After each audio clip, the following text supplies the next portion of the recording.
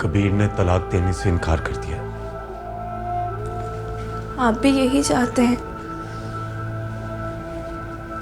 ताया सरकार की जिंदगी इस वक्त खतरे में है, ये उनकी ख्वाहिश है। हम उन्हें कोई स्ट्रेस नहीं दे सकते। और मैं? तुम तो पहले ही मुझे रो चुके हो। अगर ऐसा ही होना था तो अल्लाह ने ये उम्मीद की किरण दिखाई ही क्यों? आस के बाद निराश, निराश के बाद फिर आस, आस के बाद फिर निराश। खेल ही बन के रह गया मेरा दिल तो। खो गया है हमारा प्यार, हमारा बेनाम रिश्ता।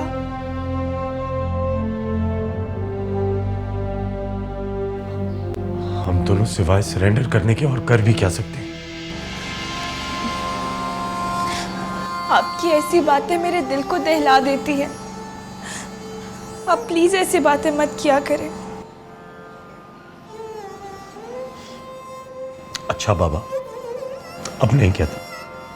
बस तुम्हारे दिल को कुछ नहीं होना चाहिए, क्योंकि जब तुम्हें कुछ होता है तो मेरा दिल भी बेचैन हो जाता है।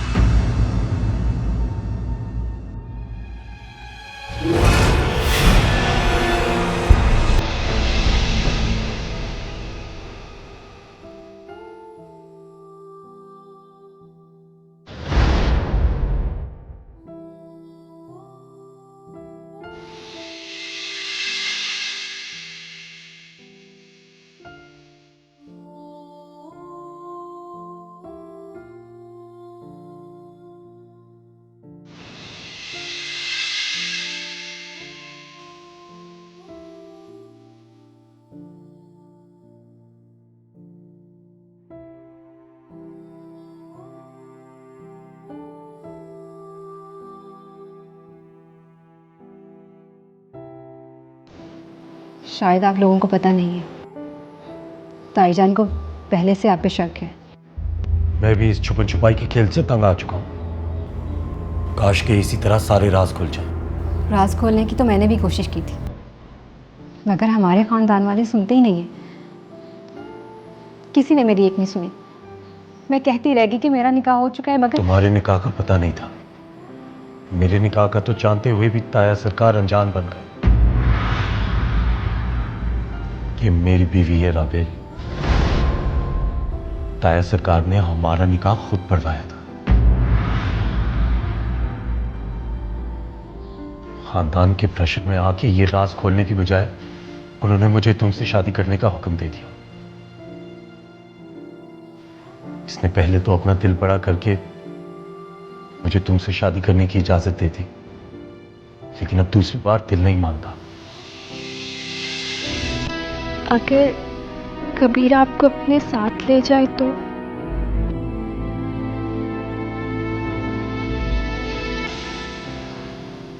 और ये दुनिया, ये खानदान,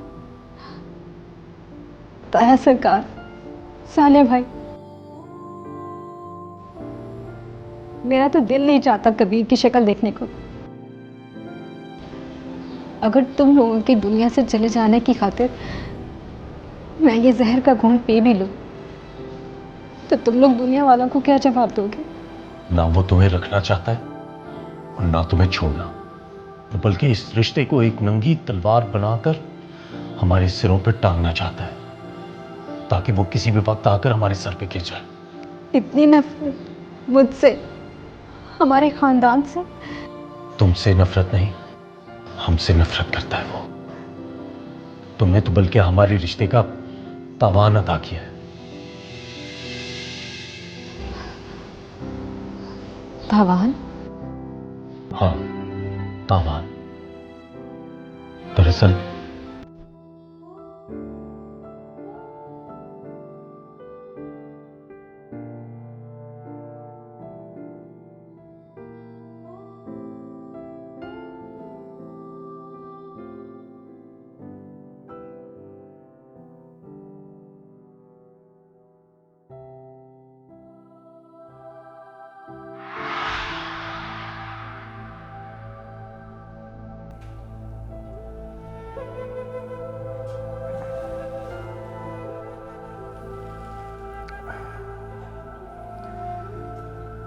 तुमने सबको ही भेज दिया, किसी मुलाजिम को साथ रोक लेते। सब थक चुके रहता है सरकार, और वैसे भी आपके खून का रिश्ता हमारे साथ है, मुलाजमों के साथ तो नहीं है ना। कितनी पुख्ता बातें करने लगे हो तुम। हालात के उलट फेर ने आखिरकार तुम्हें भी इंसानियत के सांचे में ढाल ही लिया। कैसे हालात है सरकार? बेटा, उम्र और हालात एक ही थाली के चट्टे बट्टे होते हैं। एक में तब्दीली का असर दूसरे के ऊपर जरूर पड़ता है। जैसे जैसे उम्र बढ़ती जाती है, जिम्मेदारियों की तरतीब हालात में भी तब्दीली ले आती है। हाँ, लेकिन मेरी ज़िंदगी में तो कुछ भी नहीं बदला। मेरी बेटी तुम्हारी ज़िंदगी में आई है और तुम कह रहे हो कि तुम्हारी ज़िंदगी में कुछ भी तब्दील नहीं हुआ? ओह हाँ, ठीक कहा आपने। एक बात बताओ साले, तुम दोनों आपस में खुश तो हो ना? जीता है सरकार, हम बहुत खुश हैं। आपको कोई शिकायत है? वैसे भी गुड्डी खुश ही नजर आती है, और अगर वो खुश है तो मैं भी खुश हूं।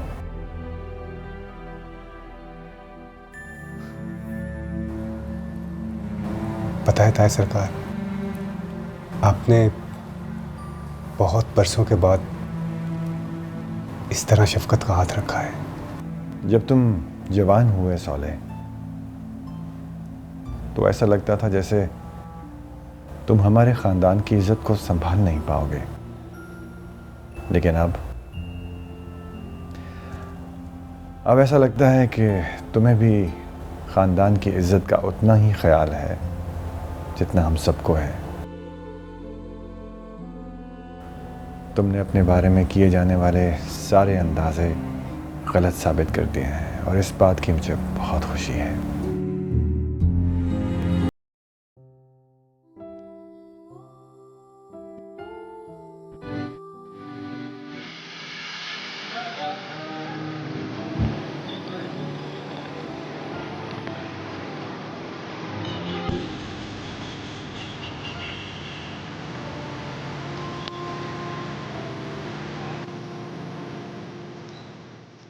ताई सरकार, ताईजान अभी घर गए। मलका चाची और नूर अफरोज को बुला लो। नहीं यार, इस वक्त कहाँ बुलाओगे उन्हें तुम? उनके घर से निकलना मुश्किल हो जाएगा। ताई सरकार, मैंने उनको उसी वक्त बुला लिया था जब ताईजान यहाँ थी। अब वो घर जा चुकी हैं, मैं उनको यहाँ बुला लूँ? क्या जरूरत थी उन्हें यहाँ बुलाने की? किसी ने देख लिया तो ऐसी मसला बन जाएगा। ताई सरकार, वो आपके लिए बहुत परेशान हो रही थी। आप प्लीज एक बार उनसे मिल लें, बुला लो। ठीक है, बुला लो।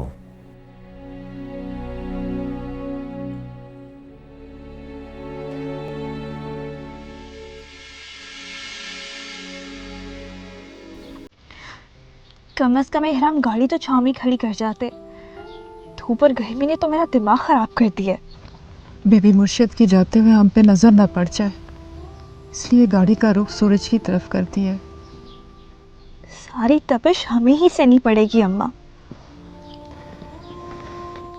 सह तो सभी रहे, हम ही कमज़ोर हैं, इसलिए हमें ज़्यादा महसूस होती है। आइए मलका चाची, ताईजान जा चुकी।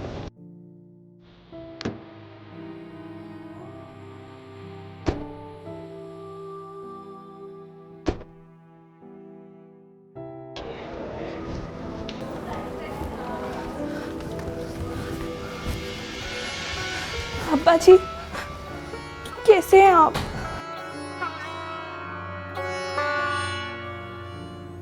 ठीक हो?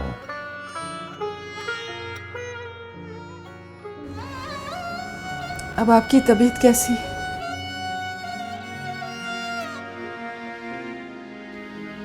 तुम्हें पता है तुम्हारे भतीजे ने क्या किया हमारे साथ? मेरी इस हालत का वही जिम्मेदार है। जी जानती हूँ, ये सब उस नामुराद का किया धरा है। उसने ये जानते हुए कि हमारे खानदान की लड़कियां उसे नहीं मिल सकती, एक बार फिर कोशिश की और कामयाब हो गया। वो इतना बड़ा हो गया है कि हमारी इज्जतों से खेले।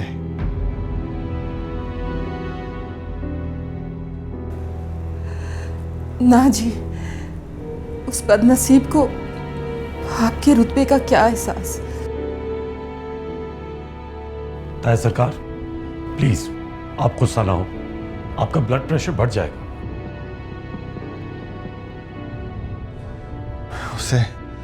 उसे कहो पहली फुर्सत में तलाक दे मेरी भतीजी को। बाकी हिसाब किताब बाद में देखा जाएगा। और मलका, अब रियायत की कोई गुंजाइश नहीं है। तुम जानती हो कि इज्जत के मामले में हम किसी को नहीं बख्शते। है राम,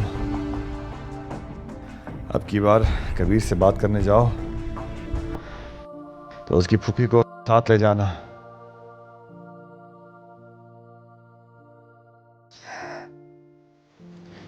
जो हुक्म सरकार। मेरे ख्याल में अब चलना चाहिए। आइए मैं आपको रवाना करूं।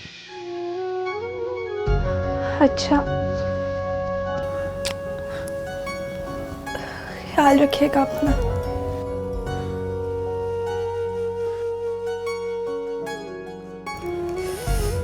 अच्छा सरकार, अल्लाह के हवाले। ठीक है, अब जाओ।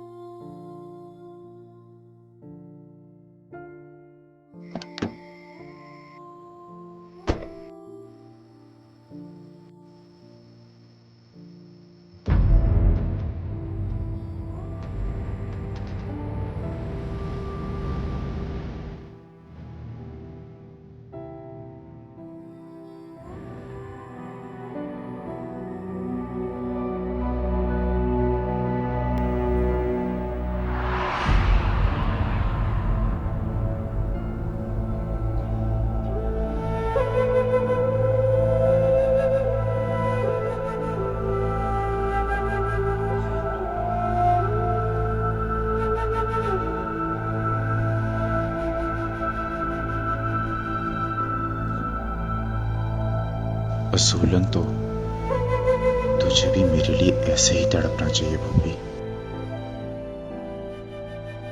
साहब जी, आप किससे बात कर रहे हैं?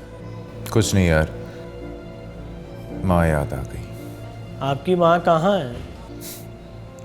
रूठ गई है, पर अगर आई तो तुम लोग अपनी आंखें बंद कर लेना। बड़े हक से मेरी बेइज्जती करती है। माँ की बेइज्जती भी कोई बेइज्जती होती है भला? कोई और काम तो नहीं? डीवीडी का रिमोट पकड़ाना जरा।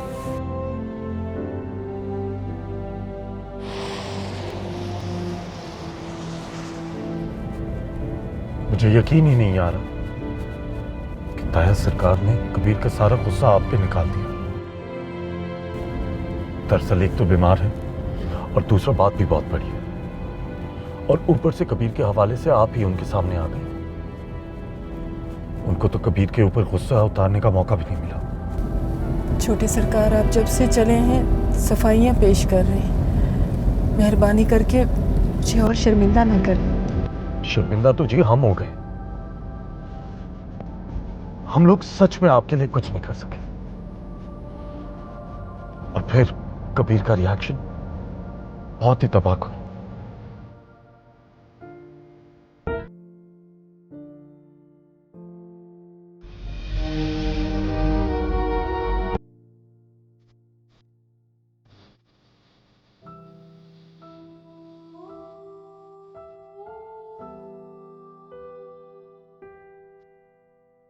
दरवाजा खोले। आप कौन? माँ हूं तुम्हारे साहब की। मैं बताता हूँ उन्हें। चुप कर जाओ। आइए बेगम साहबा, आइए। साहब आप ही का इंतजार कर रहे हैं।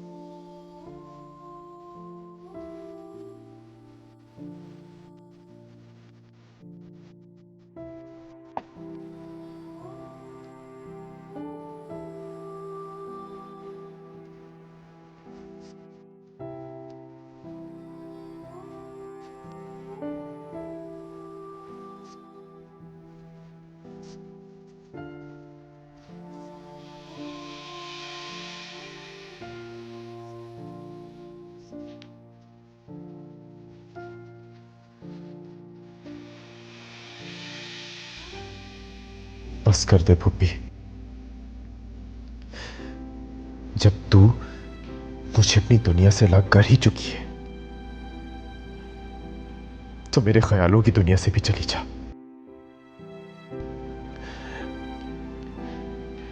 एक एक करके हर चीज छीन ली मेरी तेरे बड़े सरकार ने।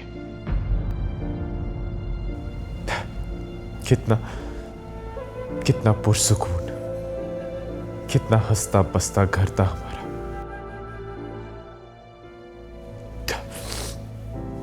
मुझे पता है तुझे जब पता लगेगा ना तो तू मुझसे लड़ने के लिए आएगी, लेकिन मैं भी तैयार बैठा हूं तेरा सामना करने के लिए।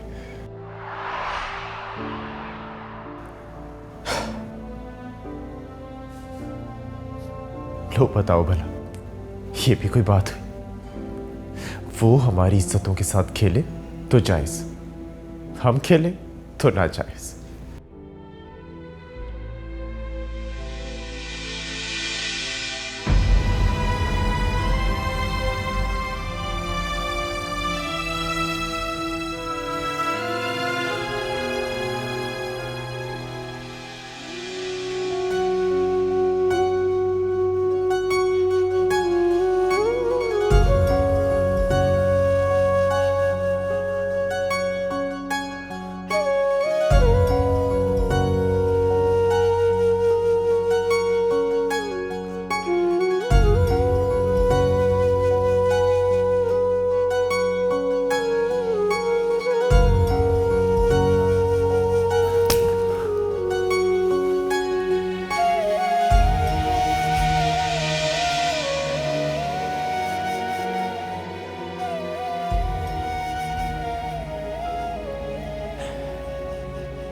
मैं तो तेरे हाथ का लम्स ही भूल गया था पुप्पी।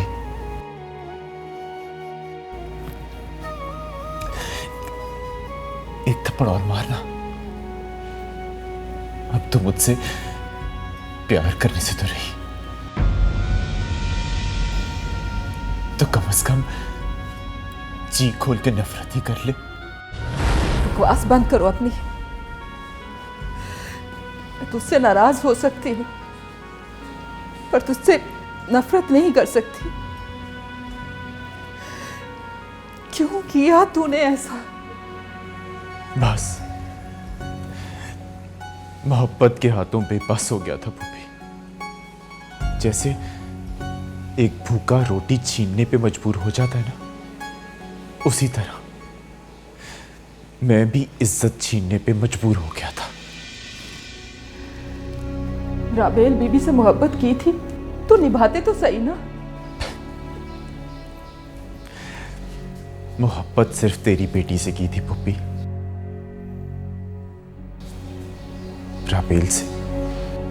राबेल से तो सिर्फ अदावत की थी जो तेरे ससुराल से नफरत करते करते पैदा हो गई। इसमें उस बेचारी का क्या कसूर था? उसने तो तुझसे मोहब्बत की थी ना। मोहब्बत करने वाले ही तो मारे जाते हैं भूपी, जैसे तू मारी गई, जैसे मैं मारा गया। फायदे में सिर्फ मोहब्बत का धोखा देने वाले रहते हैं।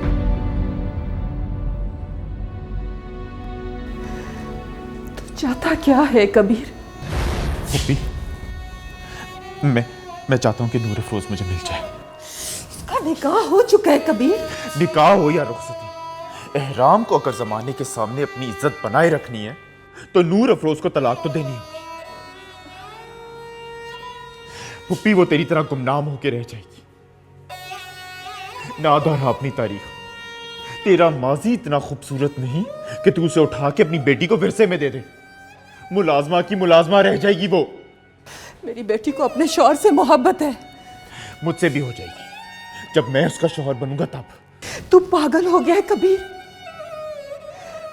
तलाक दे बीबी राबेल को और अपना तबादला कहीं और करा के चला जा यहां से। मत खेल इस आग से। ये नहीं हो सकता। जो दुनिया को नजर आ रहा है उसी को सच कर ले। इसी में भलाई है, तेरी, मेरी, नूर अफरोज की और राबेल की। मारा जाएगा पीरों के हाथों। मत कर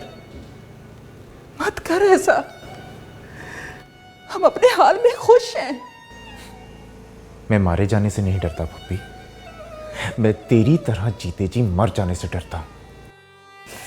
हमारी जान छोड़ और जैसा मैं कहती हूं वैसा कर। ये नहीं हो सकता। तू मुझे जवाब दे रहा है। तुझे पता है मुझे तेरी वजह से सरकार के सामने कितनी शर्मिंदगी हुई।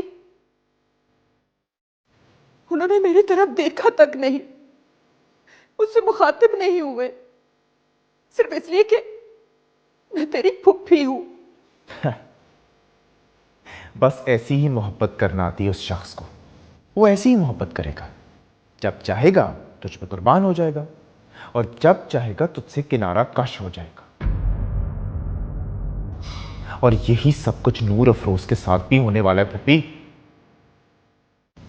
और मैं उसे उस सबसे बचाना चाहता हूं। कैसे समझाऊं तुझे कबीर?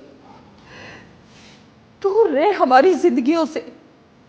जैसी भी मोहब्बत है हमारे सर आंखों पे। हम अपनी जिंदगी पे बहुत खुश हैं। बस तू जान छोड़ दे हमारी। तो मैं कौन सा तेरे लक्की महल के चक्कर काटता हूं? मैं भी तो अपने घर में सुकून से पड़ा हूं। देख कबीर, उनकी बेटी को तलाक दे दे। मैंने अपनी शराइत बता दी है पुप्पी। ना ले उन बड़े लोगों के साथ पंगा। जिस तरह तू अपनी मर्जी की मालिक है, मैं भी अपनी मर्जी का मालिक हूं। तू सचमुच पागल हो गया।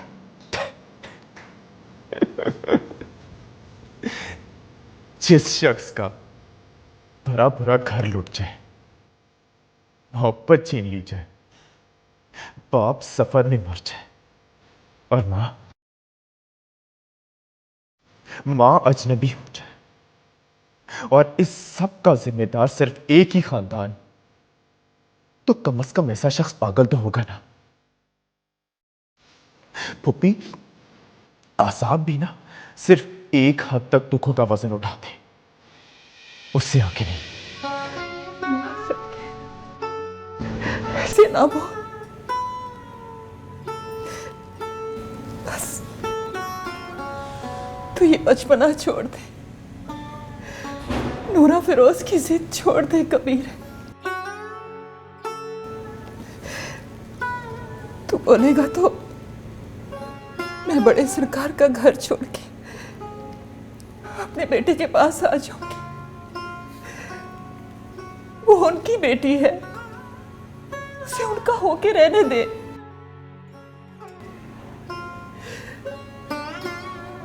बड़े सरकार बहुत बीमार है, उनका दिल का ऑपरेशन होने वाला है। पहले ही बहुत परेशान हूं, मेरी परेशानी और ना बढ़ा कभी। मैं उनके लिए हमेशा भाई से राहत बनी हूं, तेरी वजह से शर्मिंदा हुई हूं।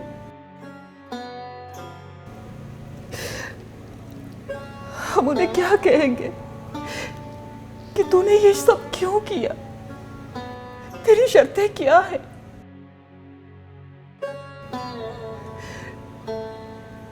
तू ये तकलीफ उन्हें दे रहा है मगर झेल हम रहे हैं। मैं तेरे आगे हाथ जोड़ती हूँ कबीर, उनकी बेटी को आजाद कर दे ताकि वो उसका निकाह खामोशी से पीर हराम के साथ कर दे।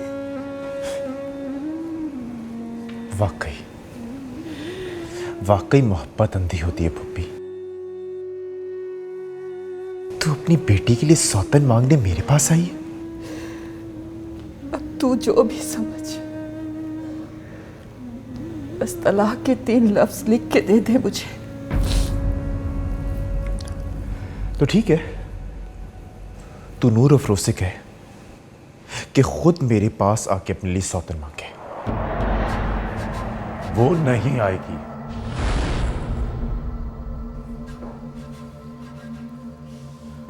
तो ठीक है, फिर तलाक भी नहीं मिलेगी। तुम किस कदर घटिया इंसान हो। जरूरी थोड़ी है भाई मेरे कि हर बार तुम लोगों का पाला मस्कीनों से पड़े। मेरे ताया सरकार बीमार हैं, उन्हें राबेल के लिए तलाक चाहिए। ये अच्छी जिद है। अनोखा लाडला खेलन को मांगे चांद। भाई मेरी बीवी है, नहीं देता तलाक। तुम्हारे ताया सरकार मरते हैं तो मर जाएं।